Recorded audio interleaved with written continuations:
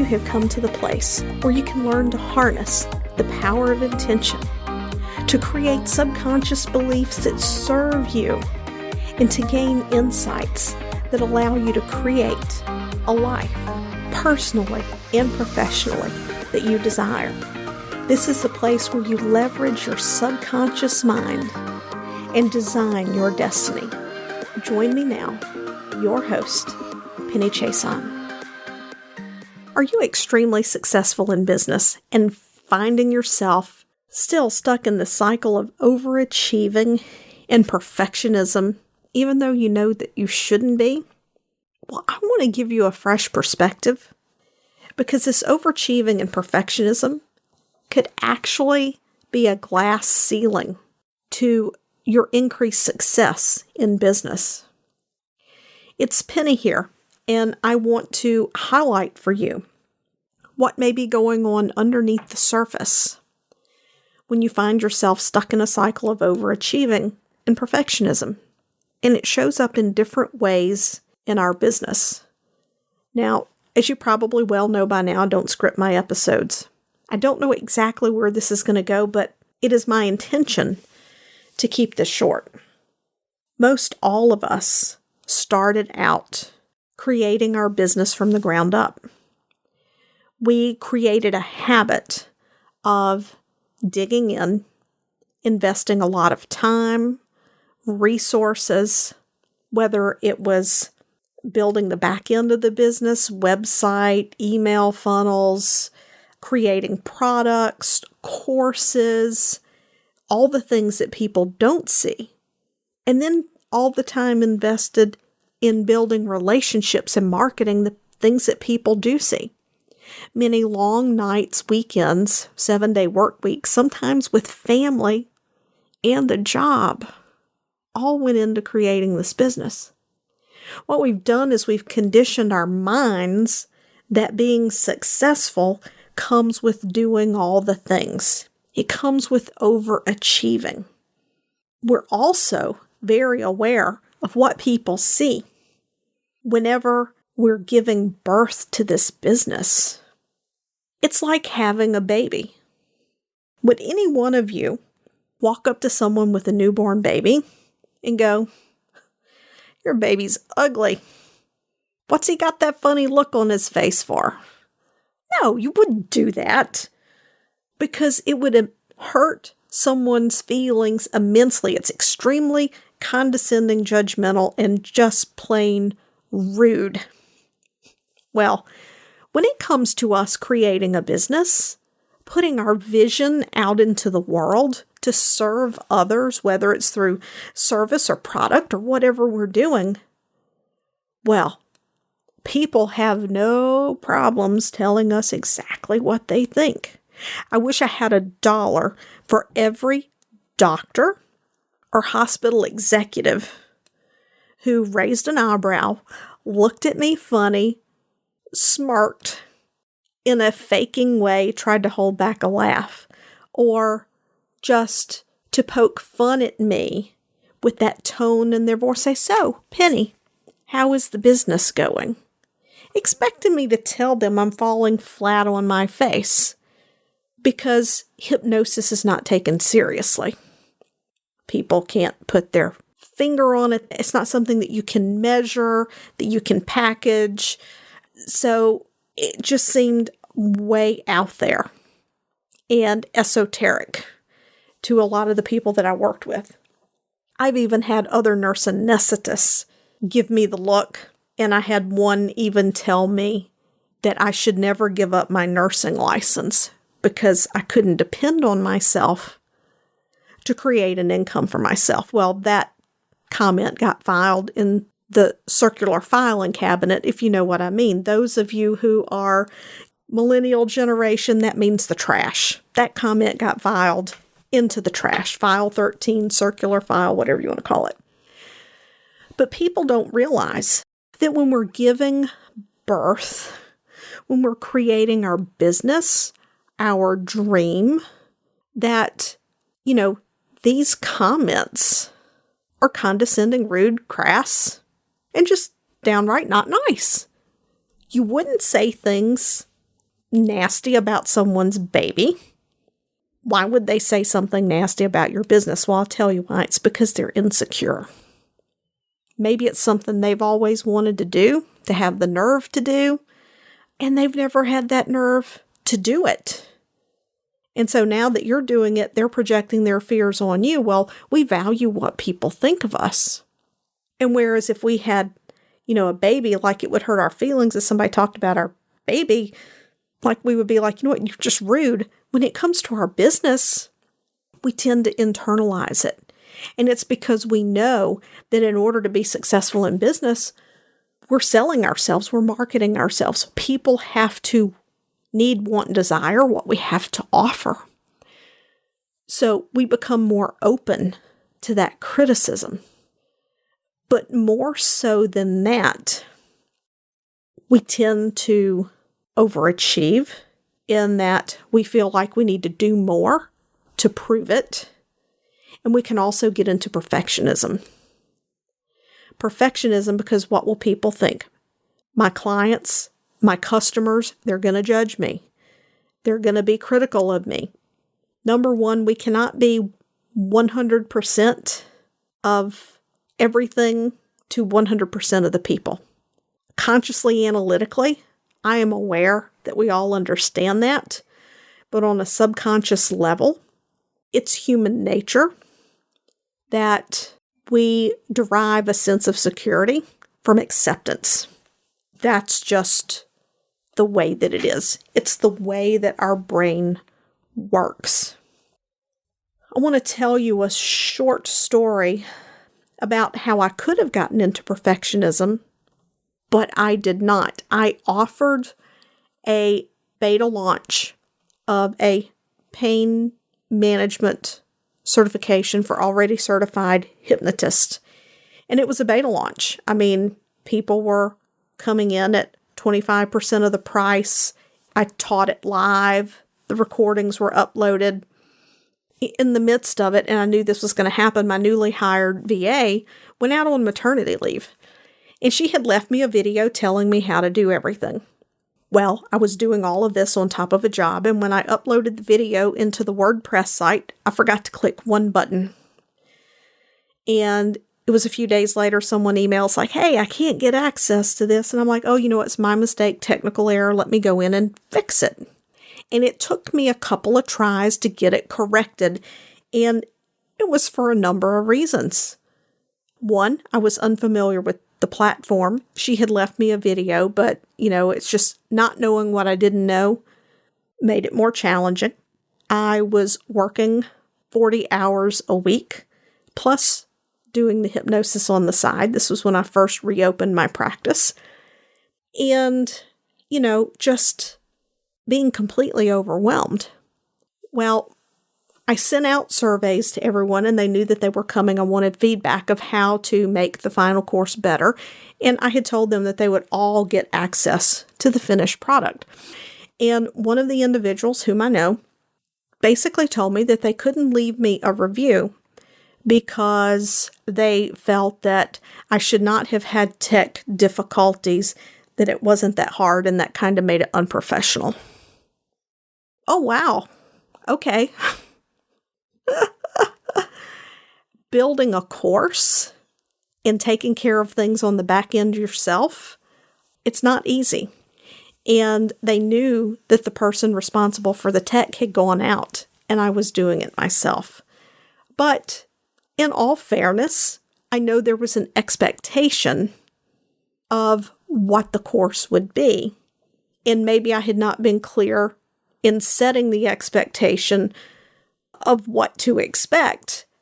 Now, I could have done a couple of different things. I could have taken that comment and thought to myself, well, this is never going to be good enough. If this person who knows me would say this, then what are people who don't know me going to say and think? And I could have just quit. Or I could have went down the other rabbit hole and gone so far into perfectionism that the final course never got released. Truly, it's not uncommon that I see in course creation Facebook groups where people get in this cycle of dripping out a program as it's created and taking modules and tearing them down and rebuilding them and getting into these heaps of anxiety, even though they're getting great feedback, that things need to be perfect. Are you struggling to attract money into your life? Does the law of attraction seem to be backfiring or only bringing in just enough? My mentor and coach, Jim Fortin, a transformational leader, has created a special masterclass, How the Law of Attraction Repels the Money in Abundance You Want and How to Become Rich. And he's going to be giving this masterclass on August 11th at 3 p.m. This is a masterclass that is going to change the way that you think about the law of attraction and how easy it is for you to bring the money and wealth into your life that you deserve. For more information, I want you to head over to pennychason.com/LOA, and I look forward to seeing you there on August 11th.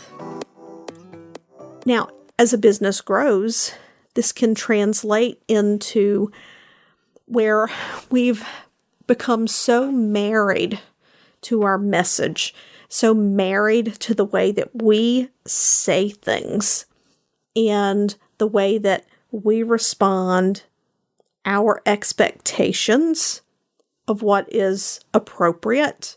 For example, one of the things I've had to break is when someone Facebook messages me, I used to answer just like that.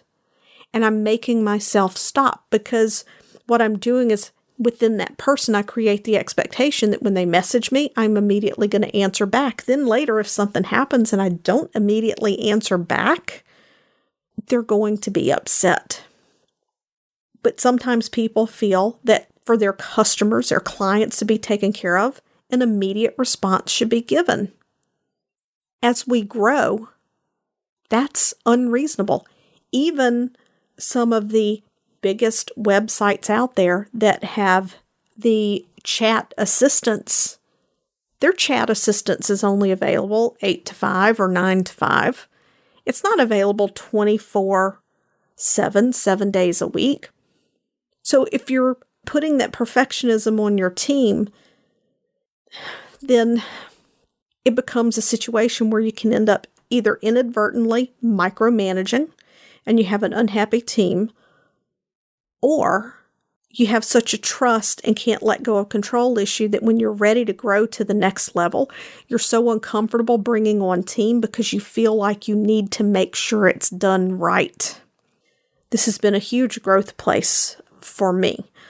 Just because of the background that I came from, I talked about it in episode 2 about how my healthcare training had conditioned me, and it conditioned me in a lot of different ways that I'm still peeling those layers to take a step back and say, look, what do I need to do here? Like, what are my expectations and what do I have to set into place, especially as I'm looking to grow my own team by bringing another hypnotist on into my practice. I have to sit back and I have to map out exactly what that looks like. So I set clear expectations. And then if I get into expectations that are unrealistic or over the top, I can look at it and say, you know what? This is not what the job description is. I just need to get over myself. Just because this is the way I would do it doesn't mean it has to be exactly the way I would do it. So as we get into this fear of growing our team, and you see what I did there, right? Needing to be in control is fear-based. Overachieving is fear-based. Perfectionism is fear-based because it all revolves around how we feel when other people judge us or critique us. And we feel the way that we feel because of the meaning that we place on what happened. Now, someone can judge us and we can consciously, analytically go, it's just being a jerk. He has no clue what goes into this. But then we have this drive that, oh my gosh, it's just got to be better. Clearly, there's more work I need to do. have to do more, do better, do perfect. And then you find yourself in the struggle. Wait a minute, I know that it's good enough. Like, why am I letting this bother me? Well, that's your subconscious mind. Consciously, analytically, you can place meaning on that situation, just like I did with the course. But subconsciously, there could be another meaning. And what this boils down to is that when someone is judging us and we feel triggered by it, it all comes down to not being liked. Well, what may happen if we're not liked? If we're not liked, then we end up without those relationships. We may find ourselves being turned away.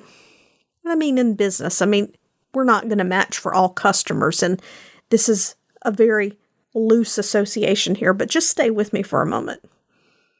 We crave companionship and acceptance. We're human creatures.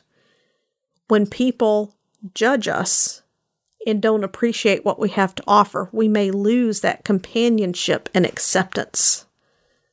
Our subconscious mind interprets that as not being good enough. And if we're not good enough, it goes, ooh, I don't like this feeling. Not good enough. If I'm not good enough, I may end up with no friends. If I got no friends, I may end up alone. If I'm alone, well, I don't like that. Fear of being alone. Because that's what we desire most in life, subconsciously. Companionship. Relationships. You didn't think I was going to go there, did you? We're talking about business, glass ceilings, overachieving, perfectionism. Oh, and let me throw in imposter syndrome. That is a joke. There is no such thing as imposter syndrome. Imposter syndrome is nothing more than what makes me good enough. What makes me good enough that someone will listen to me? What makes me good enough that someone will buy from me? What makes me good enough to stand up and deliver the same message as Marie Forleo, as Jim Fortin, as James Wedmore, as Tony Robbins, as Deepak Chopra, Oprah Winfrey? They've already said it. What makes me good enough to say it too? That's not imposter syndrome. That is a subconscious belief of not good enough. All right then, so that glass ceiling, until you can let go of that perfectionism and overachieving, you are bottlenecking your ability to grow your team, to expand, to release new creative issues. You are bottlenecking your ability to create, expand, create new products, services, however it is that you choose to serve this world, to get your heart and message out into it. It's time to let that go. It could be habit or it could be subconscious, but for most of us, it's subconscious. And it is something that you can change. You can release it. You can let it go. You can begin by reprogramming yourself through mindset work, or you can take it to the next level with subconscious reprogramming. Please tell me what you thought about this episode. If you have a positive experience here, I would love for you to head over to iTunes or your favorite podcasting app and please drop me a review. Until next time. Thanks for tuning in today. I would love it if you would head over to iTunes and leave a positive review about how this episode has helped you to improve your life.